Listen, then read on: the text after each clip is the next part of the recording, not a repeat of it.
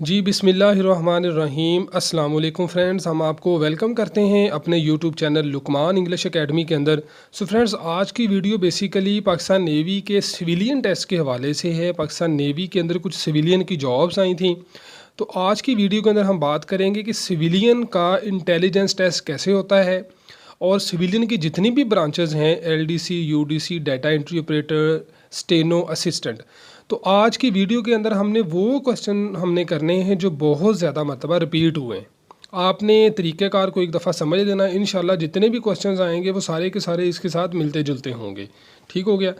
तो हमारे चैनल को सब्सक्राइब कर लें ताकि आप लोगों को लेटेस्ट जो अपडेट है वो भी मिल सके और हमारे चैनल के ऊपर मुकम्मल तैयारी की अपडेट मौजूद है। ओके जी, उससे पहले मैं आपको यहाँ पर बता दूँ कि पाकिस्तान नेवी के अंदर रिटन टेस्ट का सिलेबस क्या होता है। इसके ऊपर वीडियो मौजूद है, मैं लिंक डिस्क्रिप्शन के अंदर सारी वीडियोस का दे दूँगा। तो इसके अंदर मैंने आपको बताया है कि जितनी भी आपकी ब्रांचेस हैं, आपका रिटन टेस्ट कैसे होगा। और फिर आप लोगों ने जब सिलेक्ट हो जाना है, सिलेक्ट होने से पहले, इंटरव्यू के बाद या सम टाइम पहले आप लोगों का एक पर्सनैलिटी टेस्ट होता है। तो पर्सनैलिटी टेस्ट के ऊपर मैंने 2 पार्ट बनाए हुए हैं, वो आप हमारे चैनल के ऊपर जाके विज़िट कर सकते हैं। और इसी तरह से आप लोगों का एकेडमिक टेस्ट कैसे होगा, यानी आपने जो अपने स्टडी जो की होगी उसमें से जो पेपर आपने देना है वो आपका किस तरह का होगा, तो उसके बारे में सारी इन्फॉर्मेशन मौजूद है। और स्पेशली आपने ये वीडियो लाजमी देखनी, क्योंकि आप लोगों का रिटन टेस्ट जो होता है ये ऑनलाइन होता है, आपने कंप्यूटर के ऊपर देना होता है। तो किस तरह से कंप्यूटर को यूज़ करना है और क्या क्या चीज़ों को आपने ज़हन में रखना है और कौन कौन सी इंपॉर्टेंट इंस्ट्रक्शंस को आपने ज़हन में रखना है। फिर आप लोगों का एक फ़िज़िकल टेस्ट होगा, सॉरी आप लोगों का, हाँ, यहाँ पर सम टाइम आप लोगों का फ़िज़िकल होता है, कुछ दफ़ा नहीं होता। उसके बाद ये कि पाकिस्तान नेवी के अंदर आपका मेडिकल टेस्ट लाजमी होगा। तो मेडिकल टेस्ट कैसे पास करना है, क्या मरहले होंगे। फिर इंटरव्यू पे आ जाते हैं, इंटरव्यू कैसे आपने करना है। तो मतलब ये कि जितने भी आपके मरहले हैं, सब आपके इवेंट के लिए मैंने मुकम्मल एक सीरीज़ तैयार की हुई है अपने चैनल के ऊपर। आप उनको जाके वॉच कर सकते हैं और उधर से जाके अपनी अच्छी सी गाइडेंस लेके अपने टेस्ट को पास कर सकते हैं। तो बेशुमार लोग ऑलरेडी इसके ऊपर पास हो रहे हैं, तो मेरी आप लोगों को सजेशन है कि आप वीडियोस को ज़रूर देखिएगा, मैं लिंक सबके डिस्क्रिप्शन में दे दूँगा। उसके बाद हम बात करते हैं जी इंटेलिजेंस टेस्ट की। इसके अंदर होते हैं 2 तरह के टेस्ट, एक होता है वर्बल इंटेलिजेंस टेस्ट और दूसरा होता है नॉन वर्बल इंटेलिजेंस टेस्ट। तो पहले हम बात करेंगे वर्बल इंटेलिजेंस टेस्ट की, उसके बाद हम बात करेंगे नॉन वर्बल की।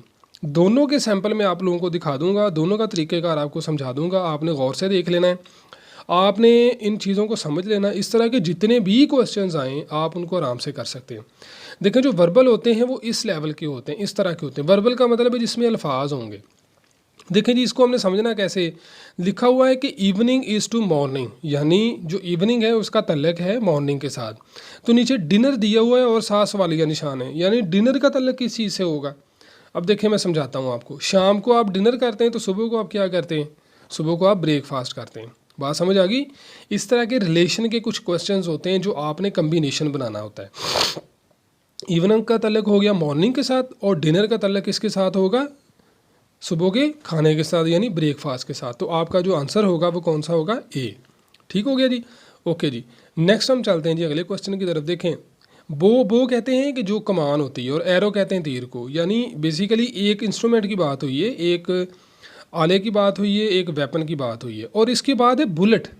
देखिए, एरो जो है वो निकलता है बो में से, यानी जो आपका आपका एक इंस्ट्रूमेंट है जो आला है उधर से। तो बुलेट किस में से निकलती है, ये निकलती है गन में से। बात समझ आ गई। ऊपर जो बाकी ऑप्शंस दिए हैं वो भी आप पढ़ लें, आपको समझ आ जाएगी। इसको आपने गौर से देखना है। इस तरह के जो क्वेश्चंस आते हैं उनको आपने कैसे सॉल्व करना होता है। सवाल ये आता है, व्हाट विल कम नेक्स्ट। अब यानी अगली सीरीज़ में क्या आएगा, नेक्स्ट क्या आएगा, जहाँ पर सवालिया निशान लिखा हुआ है। अच्छा यार, इसको ना आप, अगर आपको समझ ना आए तो आप इसको रिपीट कर लीजिएगा, रिवाइंड करके दोबारा सुन लीजिएगा, फिर आपको समझ आ जाएगी। देखें, इसके अंदर क्या हुआ है बेसिकली, इसके अंदर ऐसे है कि ये 9 फिर 9 फिर 9 ये बार बार आ रहा है, यानी एक हिंसा है जिसका कोई तल्लक नहीं है। उसके बाद जो बाकी हिंसे हैं, जैसे 2 है, 3 है, 5 है, 7 है, फिर उसके बाद है 11। ये बेसिकली मुफरद अदाद जिसको हम कहते हैं ना, प्राइम नंबर, ये उनकी बात हो रही है। तो इसके अंदर हमने देखना है कि 11 के बाद नेक्स्ट आपका डिजिट कौन सा आएगा। 11 के बाद आएगा 13। बात समझ रहे हैं जी। 9 का तल्लक कोई नहीं, 9 सब में कॉमन आ रहा था। तो 11 के बाद हमने देखना है कि कौन सा हिंसा आ रहा था। अच्छा जी, उसके बाद क्वेश्चन क्या आया जी कि व्हाट विल कम नेक्स्ट, कि जो आपको दिया गया है इससे नेक्स्ट क्या आएगा। इसको समझ लेना है आपने कैसे जी, 1/5, 2/5, 3/5, 4/5। ठीक है, देख लें सब के बटे के अंदर यानी जो सब का कॉमन हिस्सा आ रहा है वो 5 आ रहा है। अब देखें 1 2 3 4 5, 5/5 आना है। तरतीब आप समझ रहे हैं, नीचे एक जैसा ही है, ऊपर वाला 1 2 3 4 है तो 5 आ जाएगा।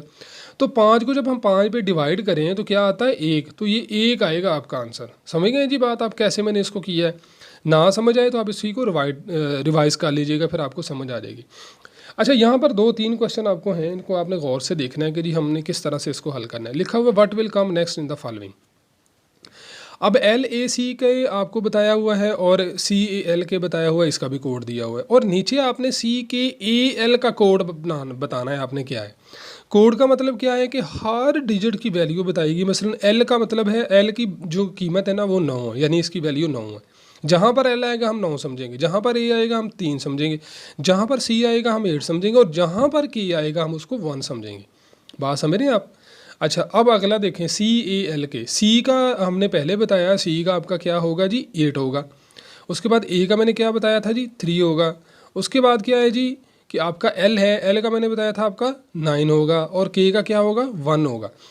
तो अब ये तो आपको बता दिया, अब आपने बताना है कि CKAL का क्या होगा। तो वो मैंने आपको जैसे बताया, आपने ख़ुद मुझे ऑप्शन के अंदर ग्रुप में बताना है कि ये इसका बेस्ट आंसर कौन सा होगा। ठीक है जी, समझ आ गई इसकी?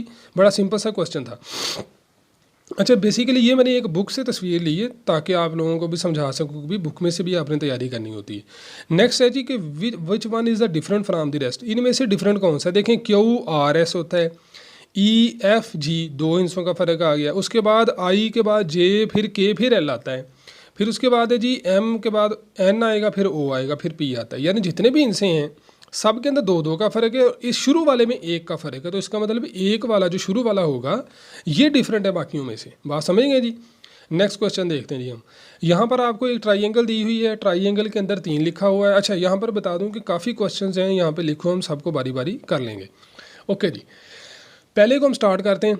एक ये इसका ट्राइंगल है, एक ये होगी, यानी इसके ये कोने बने हुए हैं, तो इसके अंदर कोने बन के 3 इसकी वैल्यू लिख दी। और इसके कितने कोने बने हुए हैं? 4, इसकी वैल्यू लिख दी। अब इसके कितने कोने बन रहे हैं ये गिन लें, 1 2 3 4 5 6। क्लियर है जी? तो इसके अंदर क्या आना है, यानी यहाँ पर इसका आंसर क्या आएगा 6 आएगा। क्लियर है जी? आई होप का आपको इसकी समझ आ गई होगी। नेक्स्ट देखें क्या लिखा हुआ है कि what is the next number in the following series, कि जो आपका नेक्स्ट नंबर है वो आपने बताना है क्या है। देखें, अगर हम बात करें यहाँ पर 4 को 2 से ज़रब दें 8 आ गया, 8 को 3 से ज़रब दें 24, 24 को 4 से ज़रब दें 96, 96 को अब आपने 5 से ज़रब देनी। 5 से क्यों भाई? 5 से इसलिए कि जो सीरीज़ हमारी चलती आ रही है उसके मुताबिक हमने चलना है। अब नेक्स्ट हम क्वेश्चन की बात करते हैं, which one of the following is a different from the rest. नीचे आपको क्वेश्चन दिए गए हैं, इसमें आपने बताना है कि डिफरेंट कौन सा है। ये मैंने एक बुक है, आप डोगर की, भट्टी वालों की कोई बुक ले लें, उससे आप तैयारी करें, साथ साथ वीडियोस को भी देखते जाएं, आपको समझ आ जाएगी कि आपने सवाल कैसे करने। जो मैं समझा रहा हूँ इस तरह के बेतहाशा सवाल आ जाएं, सैकड़ों आ जाएं, आप सारे के सारे कर सकते हैं। जितने भी आपको दिएंगे उनमें हेवन जो है ना ये डिफरेंट है। बाकी सिटी है, फिर उसके बाद टाउन है, फिर विलेज है, ये बेसिकली सारे एक ही चीज़ के नाम है जिधर आप रह रहे होते हैं। अच्छा, उसके बाद है जी नेक्स्ट आपने देखना है कि इनमें डिफरेंट कौन सा है। अब क्या है जी ABC, C आ गया, C छोड़ दिया, फिर उसके बाद क्या DEF, G आया तो G छोड़ दिया।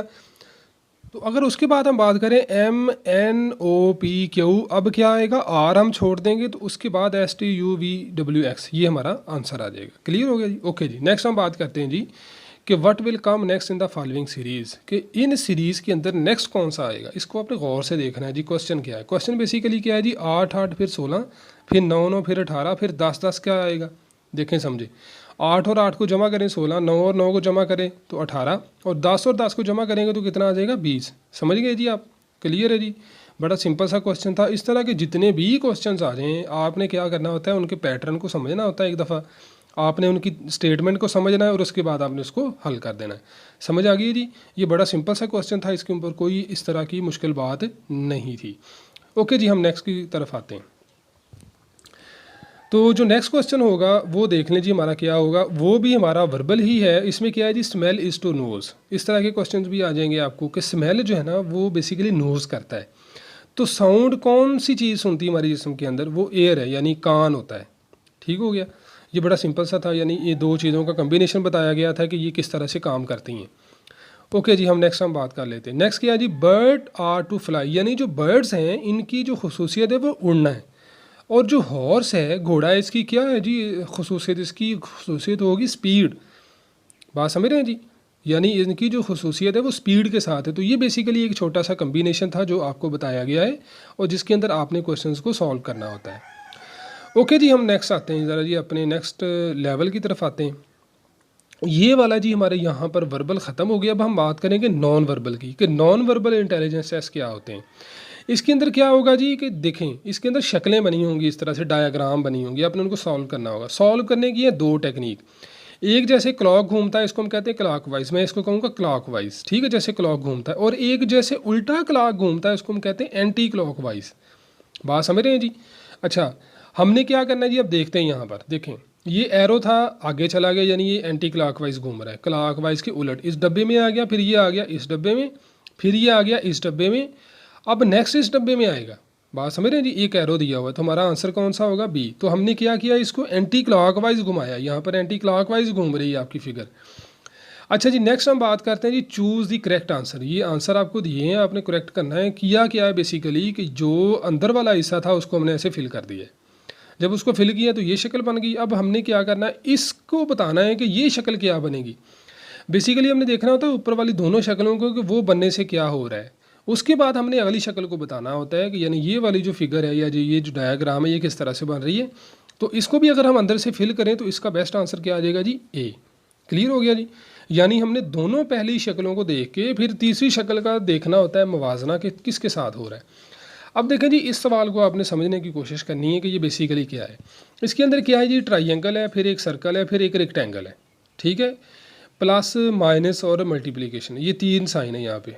अब क्या किया है, इनको उलट कर दिया। उलट कैसे किया जी कि एक तो ये जो ट्राइंगल थी उनका डिफरेंट कर दिया और फिर जो अंदर इनके जो अलामत साइन थे बने हुए उनको अलग अलग कर दिया। अब तीसरे को देखें, यहाँ पर ये जो इधर लिखा हुआ सवालिया निशान, इसके अंदर कौन सा आएगा।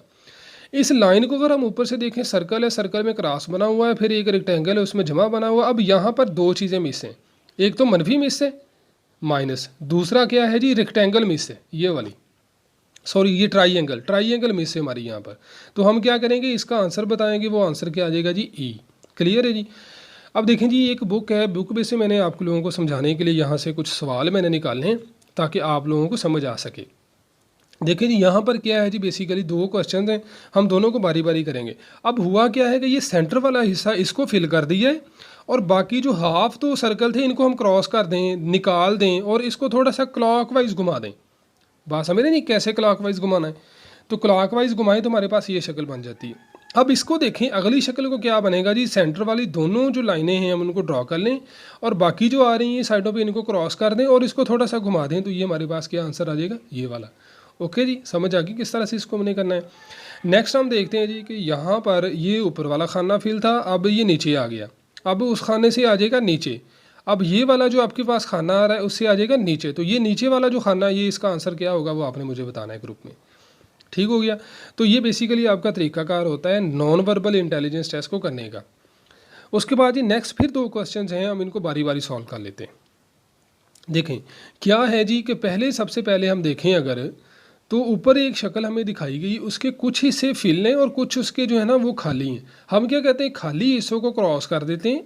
जब हम इसको क्रॉस करेंगे तो पीछे जो जितने फिल हिस्से हैं वो सारे के सारे आपके इकट्ठे कर देते हैं, हम यहाँ पर इकट्ठे हो गए, ठीक है। उसके बाद इस हिस्से को देखें जो खाली हैं उनको क्रॉस कर दें और जितने भी फिल हैं सबको इकट्ठा कर दें, तो आपका आंसर आ जाएगा जी। बात समझ गए आप किस तरह से इसको किया है। ओके जी, नेक्स्ट की तरफ हम चलते हैं। नेक्स्ट क्या है जी कि आपको एक डायग्राम बताई गई है और उससे बताया इज़ टू।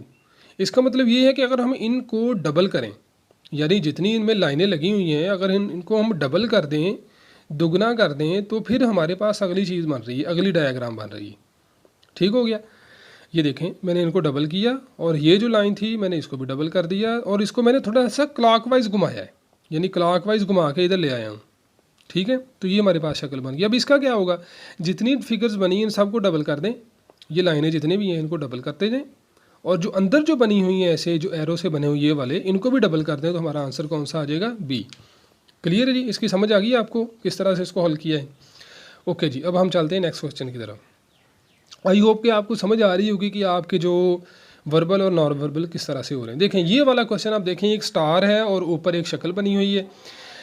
इसको हम करेंगे एंटी क्लॉकवाइज, ठीक है। ये एंटी क्लॉकवाइज घूम रहा है, उलट घूम रहा है क्लॉक के। कैसे जी, ये देखें ज़रा समझने की कोशिश करें कैसे हुआ। क्या है कि पहले स्टार इधर था, अब ऊपर चला गया, फिर इस खाने में आ गया, फिर किधर चला जाएगा, फिर इस खाने में, फिर इस किधर चला गया, इस खाने में, फिर किधर चला जाएगा, ऊपर वाले खाने में। तो हमारा आंसर कौन सा होगा जी, समझ आ गई आपको। यानी ये जो आपको रेड मार्कर से मैं आपको समझा रहा हूँ, आपने इसको समझने की कोशिश करनी है कि किस तरह से आ रहा है। ओके जी, हम लास्ट क्वेश्चन की तरफ आते हैं। बड़ा सिंपल सा क्वेश्चन है। इस तरह के बेशुमार सवाल आपको आएंगे, लफ्ज़ लिख दिया जाएगा जी ऑड। ऑड का मतलब होता है मुख्तलिफ, जो इनके अंदर मुख्तलिफ होगा वो आपने बताना है। ए बी सी आपको दिया हुआ, देखें जितनी भी हैं वो सारी सेंटर के अंदर, एक जो है ना वो कोने में लगाई हुई है। तो इसका मतलब ये हुआ कि ये वाली हमारी डिफरेंट है। समझ आ गई यहाँ तक जी। तो ये थी हमारी वीडियो जी, आई होप आपको अच्छी लगी होगी।